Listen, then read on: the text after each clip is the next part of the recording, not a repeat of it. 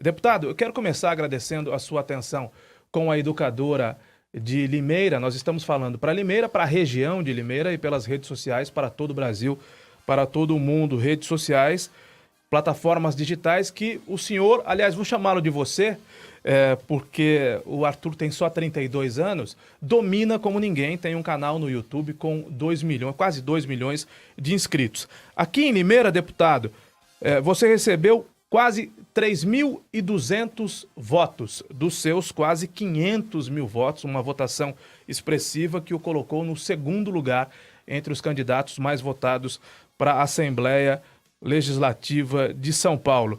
Boa tarde, deputado. Bem-vindo a Limeira. É um prazer ouvi-lo. Boa tarde. Obrigado a vocês aí pela atenção, gente. É muito esquisito o pessoal me chamando de deputado agora. Parece uma coisa mais séria. Eu até prefiro que você me chame de você mesmo. Não precisa me chamar de senhor, não, pelo amor de Deus. Eu prefiro o mais informal possível para a gente ficar bastante à vontade aí. Eu é que agradeço a atenção de vocês em falar com a gente aqui. Eu gostaria que você, então, contextualizasse um pouco sobre a sua história. No seu currículo, você era um empresário formado em engenharia química, se eu não estiver errado, que tinha uma recicladora de aço e também trabalhava com distribuição de combustível. O que é? São postos de combustíveis, é isso? Isso. Na verdade é o seguinte, eu estudei engenharia química, meu pai, ele tem um ferro velho, né? A gente fala, uma recicladora, parece que a gente... Na verdade eu só faço comércio, eu compro e vendo sucata de aço, né? É um ferro velho. E eu tenho um posto de gasolina também. E aí, você sentindo a dificuldade da iniciativa privada durante anos e anos e anos, e vendo como o Estado ele interfere na nossa vida, como ele está sempre atrapalhando, isso gerou uma revolta na minha cabeça e em 2015 eu abri meu canal. Comecei a falar para a internet todas as coisas que eu achava um absurdo e na verdade ninguém me ouvia, né? Era uma coisa tinha uma audiência muito baixa. E aí eu falei, eu preciso de um jeito diferente de passar a mesma mensagem. A mensagem é a mesma. Eu quero mostrar as ideias liberais, quero mostrar que as pessoas devem ser livres para gerar riqueza, para empreender. E aí eu comecei a pensar assim, eu acho que eu vou no foco de quem discorda de mim. Eu vou nas manifestações do pessoal de sindicato, do pessoal do PT, do pessoal da esquerda, que quer aumentar o controle estatal sobre os indivíduos. E eu comecei a ir cada vez mais, e aí o meu canal começou a crescer muito, assim, ganhar uma notoriedade muito grande. A partir daí eu conheci todo o pessoal do MBL e a gente começou a fazer várias ações em prol do que a gente acredita ser o correto, né, para colocar o Brasil no rumo certo, vamos dizer assim.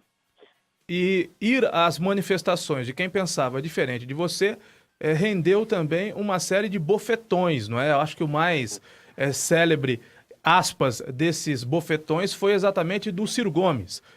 Na verdade, o do Ciro, eu encontrei ele num fórum liberal, e aí, quando eu perguntei para ele aquelas coisas que a gente nunca ninguém se encoraja de perguntar, ele agiu com truculência, né? Me xingou, me deu uns tapinhas na cabeça, enfim, perdeu a postura, né? Nesse momento a gente consegue ver como a pessoa se apresenta eleitoralmente e como ela é de fato na vida real. Então, esse tipo de coisa a gente sempre faz, não só com figuras mais midiáticas e famosas como o do Ciro Gomes, mas com outras pessoas também, pessoas em manifestações que às vezes não sabem nem o que estão fazendo ali, estão sendo máfia de manobra de sindicato.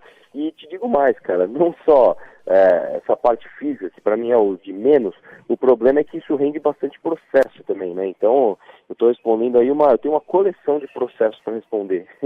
E essa é a parte mais dolorida. Bom, a partir de 1º de janeiro... Aí você, Arthur, passa a ter foro privilegiado. Mas esses atos são pretéritos, né? Aconteceram, esses processos são anteriores à sua vitória. Isso. Então provavelmente você vai ter uma certa dor de cabeça para se defender de tanta gente. Na verdade são duas coisas. Primeiro assim, deputado, a Assembleia Legislativa aqui de São Paulo, a nomeação é só em março, né? Então assim, o dia 1º de janeiro é posse a nível federal de algumas assembleias, mas a maioria das assembleias, a nomeação ou é final de fevereiro ou março. Aqui em São Paulo é em março, e mesmo eu tendo foro privilegiado, porque assim, o foro privilegiado que eu vou ter é estadual, ele não é federal. Mesmo eu tendo foro privilegiado, como o canal é diferente, né, o canal tem CNPJ, etc., é uma característica diferente. Isso não barra de eu tomar processo. E como você mesmo falou, todos eles, na verdade, são antecedentes à minha posse. Então, de qualquer forma, essa dor de cabeça a gente ainda vai ter por um tempo. Deputado Arthur, no seu material de campanha, nós acabamos de exibir o vídeo, um dos vídeos da sua campanha, aparece a inscrição "Acabar com a vagabundagem da USP". O que quer dizer acabar com a vagabundagem da USP? Boa. Na verdade, nesse material a gente fez de propósito isso para chamar atenção e para as pessoas me perguntarem bastante, mas o que é acabar com vagabundagem na USP? Hoje, é um assunto mais sério do que a gente imagina, a gente investe 4 vezes mais em educação superior ao invés de investir em educação básica. É a mesma coisa que eu chegasse para você e falasse, olha, você tem aqui 5 bilhões de reais para investir na região aí de Limeira em educação, e você colocasse 4 bilhões numa universidade pública e deixasse apenas um para educação básica. Então, de fato, o que você está fazendo? Você está investindo, você está construindo uma casa começando pelo telhado, você está investindo mais, né, em regra, né, na elite da sociedade que chega numa universidade. A gente tem que inverter essa pirâmide. Como que a gente faz para inverter essa pirâmide? Você não pode simplesmente cortar o orçamento de uma universidade como a USP, por exemplo. Então você tem que transformá-la, né, deixá-la mais próxima das melhores universidades do mundo, como Oxford, Yale, Harvard, onde a maior parte do seu financiamento vem da iniciativa privada. Ou seja, quem pode pagar, e eu quero frisar bem aqui, ó, quem pode pagar a mensalidade, paga a mensalidade. Quem não pode, não paga. Porque hoje, via de regra, o que acontece é o mais pobre, quando paga ICMS, seja no leite, seja no pão, seja no combustível, está financiando a educação do mais rico que está estudando de graça na USP. E, além disso, né, a gente tem um sintoma que, infelizmente, de quando a gente não financia alguma coisa pela iniciativa privada, e sim pela iniciativa pública, né, ou seja, de maneira compulsória, é a falta de cuidado com o dinheiro. Então, hoje, a USP ela não tem que prestar contas, você tem ali diversos profissionais recebendo salários absurdamente altos. Só para você ter uma ideia, em 2013, o orçamento da USP foi 115% só de folha de pagamento, ou seja, só de folha de pagamento eles gastavam mais do que o próprio orçamento que vinha repassado do governo. Então, esse tipo de absurdo a gente acaba justamente transformando a iniciativa privada como principal financiador da universidade. Arthur, boa tarde, Nani Camargo. Já quero, antes de fazer a pergunta, te parabenizar pela votação. Obrigado. Não sei se você se lembra, você chegou a vir a Limeira numa audiência pública na Câmara Municipal para falar sobre o projeto Escola Sem Partido. O projeto acabou sendo rejeitado aqui na Câmara. Mas a pergunta que eu queria te fazer, como é que é a sua sensação agora de estar do outro lado? Porque você tocava nas feridas, né? Um deputado ia lá, fazia bobagem em plenário, né? Fazia o brasileiro passar vergonha, você fazia vídeo, ia atrás, e agora você é que vai estar na linha de frente. Então, você também vai ser cobrado por posturas que você mesmo cobra nas redes sociais. Então, como é que você se sente no meio disso tudo? Está preparado, então, para ser um deputado e, claro, fazer valer esses quase aí 480 mil votos quase que recebeu? Quase 500 mil votos, né? Algo impressionante. Não é pouca coisa não, né, Arthur? Obrigado. Na verdade, assim, com certeza que assim, eu costumo até falar para as pessoas assim, nós, né, eu, o Kim Kataguiri, o Fernando Holliday, a gente já se tornou político antes de ter mandato, ou seja, a gente já milita pelas reformas que a gente acredita serem necessárias, etc., e a gente dá o exemplo antes de pedir o voto. Então, por exemplo, na minha eleição, nós criticamos muito, por exemplo, os privilégios para políticos. Essa, inclusive, é a minha pauta número 1, combate a privilégios de políticos. Então, como que eu poderia ter moral para falar de privilégio político se eu usasse, por exemplo, o fundo partidário? Então, nós, apesar da oferta do partido de mais de R$500 milhão ali para a nossa campanha, nós recusamos o fundo partidário e nós reiteramos em todas as mídias que nós vamos, seja a mídia digital, seja a mídia via rádio ou TV, como é o caso aqui que eu estou fazendo agora, nós reiteramos que nós vamos não só combater os privilégios dos outros políticos, mas os nossos também, os nossos próprios. Então, nós vamos abrir mão de carro oficial, auxílio moradia, motorista oficial, todas essas imoralidades sustentadas com dinheiro público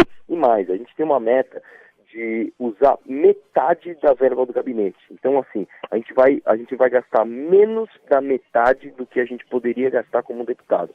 A partir dali, você começa a dar o exemplo e constranger aqueles que não o fazem. Então, Esse tipo de postura que a gente vem tendo desde antes de pedir voto faz com que a gente não tenha nenhuma surpresa agora que a gente ganha um mandato. Então, não é porque agora a gente ganha um mandato que a gente vai mudar de postura, né? Muito pelo contrário, a gente vai manter a postura justamente para dar o exemplo. Então, eu me sinto assim, representando justamente aquilo que eu venho fazendo há mais de 2, 3 anos, é justamente combater o privilégio dos políticos e fazer um discurso ali coerente com as ideias liberais.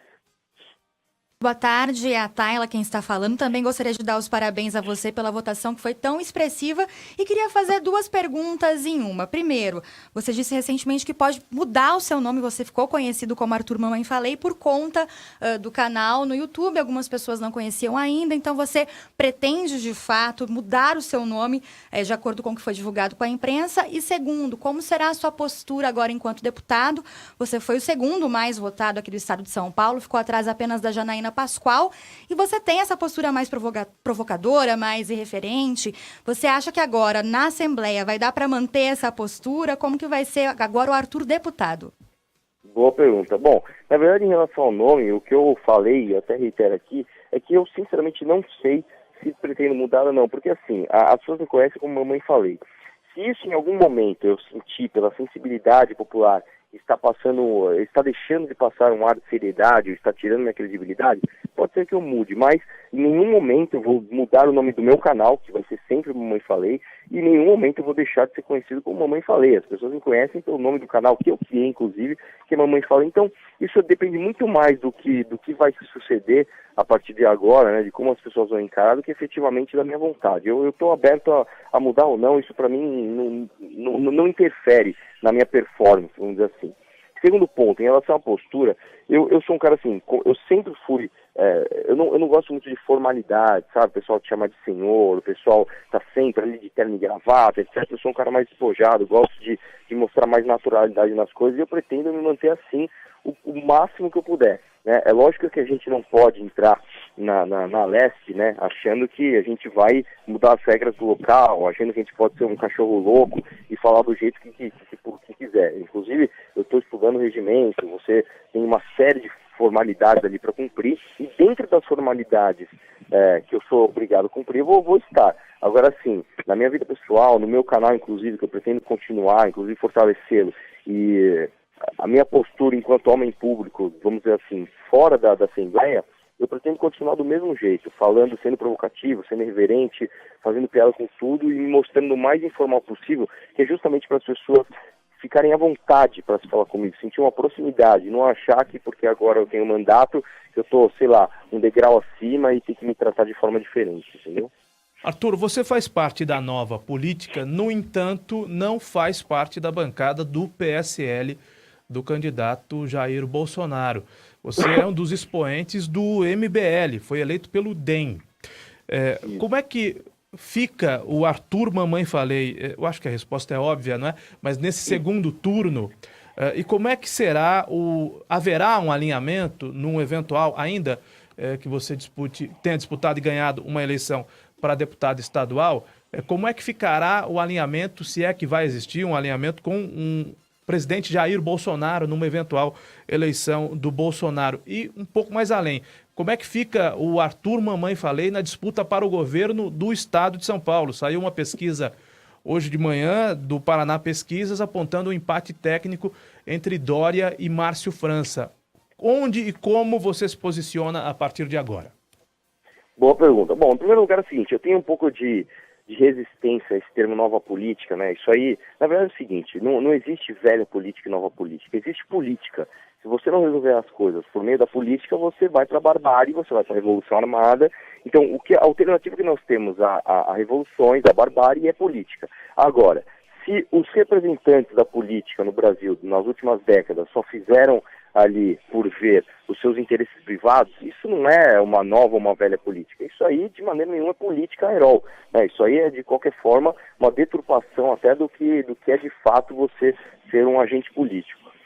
Então, assim, eu não acredito que exista a nova política e que o PSL, efetivamente, seja o partido da nova política, né? Eu inclusive, escolhi o DEM muito porque o Novo, né, que é o partido que eu mais admiro aqui no Brasil, travou a nossa estratégia de apoiar outros candidatos em outros estados que não fossem do Novo. Né? Esse foi o motivo pelo qual, inclusive, eu fui pelo DEM. Não fui pelo PSL justamente também para me diferenciar do pessoal do Bolsonaro. A gente tem alinhamento, sei lá, de 80%, 90% das nossas ideias, mas não convergimos em tudo. Então, hoje, como que é a nossa postura para o segundo turno e para o eventual governo Bolsonaro? Nós damos apoio total ao Bolsonaro, um apoio com ressalvas, não somos ali apoiadores totais de todas as ideias do PSL, mas para o segundo turno a gente tem só duas opções, ou a volta do PT ou o Bolsonaro, e o nosso lado é muito claro, nós estamos inclusive fazendo campanha voluntária para o Jair Bolsonaro no segundo turno, essa é a nossa posição. Se o Bolsonaro ganhar, qual que vai ser a nossa postura? Todas as reformas liberais que venham do Paulo Guedes, que sejam ali de diminuição do Estado, que ele já sinalizou que vai fazer, nós vamos fazer total apoio a essas reformas, né? Eu costumo até lembrar, se no governo Temer, que é um governo moralmente questionável, um governo extremamente impopular, nós já apoiamos algumas reformas, como por exemplo a PEC do teto, a reforma trabalhista, por que não apoiar as boas reformas do governo Bolsonaro, que ele inclusive já sinalizou que vão vir? Então, nós pretendemos apoiar. Se porventura ele tiver algum traço corporativista ou algum traço de não privatizar alguma coisa, nós seremos contra, nós mostraremos a nossa divergência dele nesse ponto.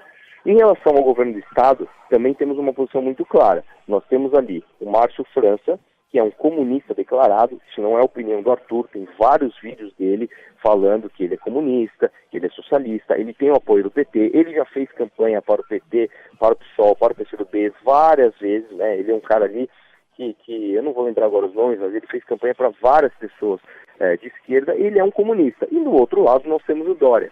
O Dória é o candidato dos nossos sonhos? É o candidato que nós sempre sonhamos? Não, não é. Mas é a opção que nós temos para combater o comunismo. Então a gente não pode evitar o comunismo em âmbito federal, não votando no PT, e colocar um comunista apoiado pelo PT no governo do Estado de São Paulo. Então a nossa posição é muito clara. Para o segundo turno é Jair Bolsonaro presidente e João Dória governador. Arthur, eu queria que você falasse um pouquinho sobre essa questão do Haddad no segundo turno. Você é um crítico do PT. Bom, desde a queda da Dilma, a Operação Lava Jato, a gente percebe aí a raiva mesmo do eleitor em relação aos escândalos de corrupção que foram capitaneados aí pelo PT. Mas como é que você vê o fato do PT ainda conseguir ir para um segundo turno? É claro, todas as pesquisas hoje indicam, né, hoje a vitória do Jair. 30 milhões de votos, né? Exato, né? As pesquisas indicam a vitória do Jair Bolsonaro, mas ok, só que o PT ainda está na parada, vamos colocar assim. Como é que você avalia isso? É tudo força do Lula, enfim, como é que você vê o Haddad no segundo turno?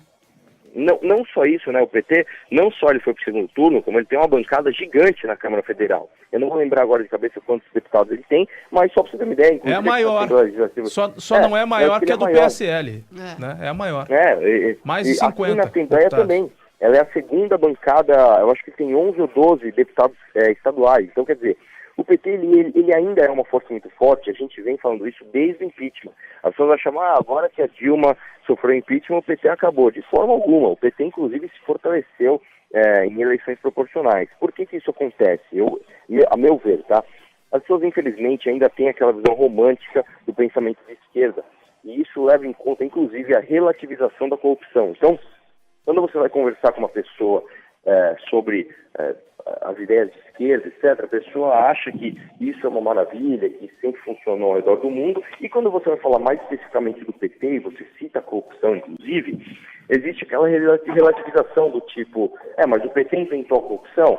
Mas e o Aécio Neves? E as pessoas não entendem que há uma diferença estrutural, né, entre a corrupção do PT, que ela foi intrínseca, ela foi usada como forma de governo, né? E a outra corrupção que também deve ser punida, e que nós também combatemos, que são das pessoas que se dizem de direita, mas não são, né? Se você pegar o PSDB, se você pegar o Aécio Neves, se você pegar Fernando Henrique, Serra, Alckmin, eles nunca foram de direita, né? Eles nunca foram de direita. Então, as pessoas infelizmente veem isso como uma dicotomia entre direita e esquerda, onde a esquerda representa os bons moços, os que fazem pelo social, que é uma grande mentira, e nesse ponto eles relativizam a corrupção do PT. Então, eu infelizmente acho muito triste esse quadro, mas eu acho que a gente vai combater isso muito mais do que combater na urna. Nós vamos combater no âmbito de comunicação, que é o nosso pilar principal ali de atuação, que é comunicando as pessoas e fazendo a mensagem chegar. A esquerda ela não representa mais investimentos sociais, ela não representa ali de maneira nenhuma inclusão e todas essas bandeiras que eles querem defender, de maneira nenhuma, né? Até nos meus vídeos dá para ver que a última coisa que eles têm é tolerância com o diferente. Então, eu acredito que com muita comunicação, eu acho que, inclusive com os meios alternativos de se divulgar isso, da internet, etc., a gente consiga combater esse mal que não é só o PT, mas a esquerda como um todo aqui no nosso país.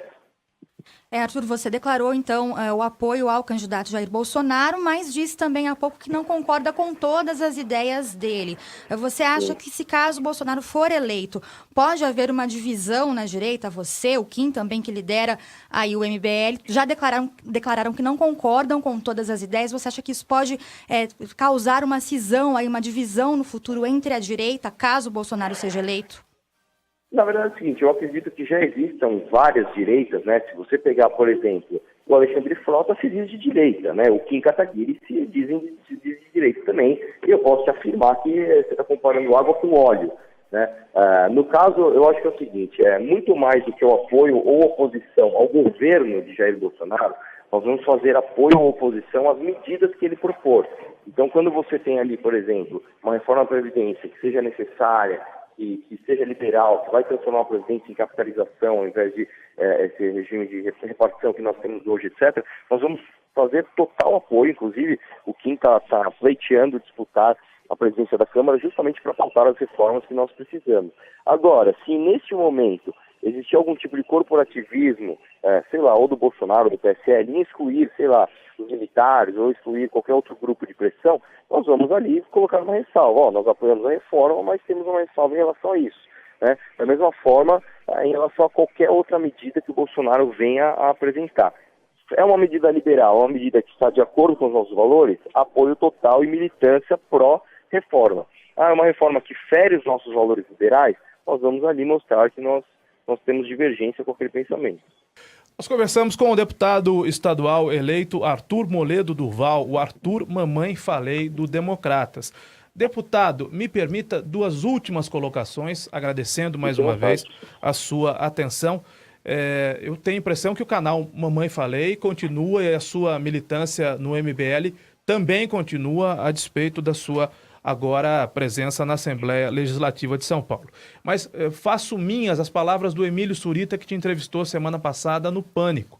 Agora o deputado virou vidraça. E aqui na nossa região de Limeira, o deputado foi muito bem votado.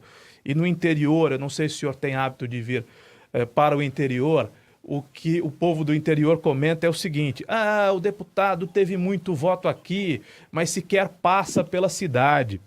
Então, a minha pergunta ao deputado eleito, com a segunda maior votação, o homem com a maior votação para a Lesp, né, ficou atrás da impressionante Janaína Pascoal com 2 milhões de votos, o deputado virá a Limeira, o deputado passará por Limeira, porque Limeira não elegeu nenhum deputado estadual. Como será esse link da cidade, da comunidade de Limeira com o deputado a partir de agora? Como é que nós fazemos para falar com o deputado Arthur Mamãe Falei, a partir de agora, e pedir para ele, solicitar para ele: deputado, olha para a nossa região, olha para a nossa cidade? Boa pergunta. Na verdade é o seguinte, o que a gente combate é justamente... Eu tenho uma resistência com essa palavra velha política, mas vamos dizer assim, a gente combate os velhos hábitos. Qual que é o velho hábito de um deputado? Ele chega numa região, promete melhorias para a região, ressalta a importância da região para o Estado e fala que aquela região está dentro do coração dele. Eu, pessoalmente, acho que a gente não pode se valer dos velhos hábitos. Eu não posso falar com vocês aí de Limeira, depois falar com outro pessoal lá de Ribeirão Preto e mudar o discurso de um lugar para outro. O meu discurso é sempre o mesmo. Todas as nossas propostas, elas não são regionalistas. Nós nunca vamos beneficiar uma região em detrimento de outra. Nós vamos sempre fazer as pautas para que o Estado como um todo seja beneficiado. Então, por exemplo, a pauta da inversão da educação, quando você fala em transformar a universidade pública em um financiamento majoritariamente privado, quando você fala em levar escolas sem partido para o Estado inteiro, quando você fala em corte de privilégios de políticos, você não está falando em benefícios especificamente para uma região. Você está falando em benefícios para todo o Estado e para que isso sirva de exemplo para todo o Brasil. Então, eu pessoalmente, tenho um carinho enorme pela região de Limeira, costumo passar muito por aí, Itu, etc., Sorocaba, ali são lugares que eu visito muito, né? Inclusive até o sul de Minas é um lugar que eu vou bastante.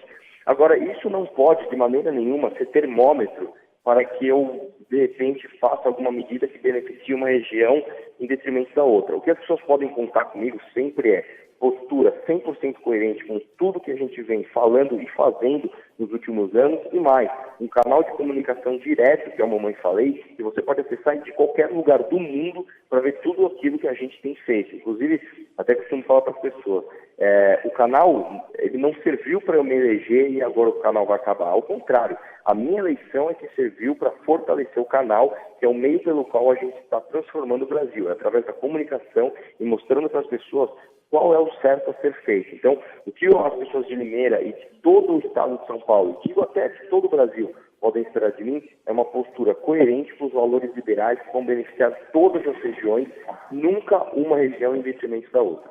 Muito obrigado, deputado. Parabéns pela votação e quando vier a Limeira, por favor, passe por aqui. Vai ser uma alegria recebê-lo no nosso estúdio para falar de política quando o senhor puder ter um espaço na sua agenda que deve estar mais carregada ainda a partir de agora. Muito obrigado. Imagina, muito obrigado a vocês pelo espaço e parabéns aí pelo jornalismo corajoso e imparcial que vocês estão fazendo.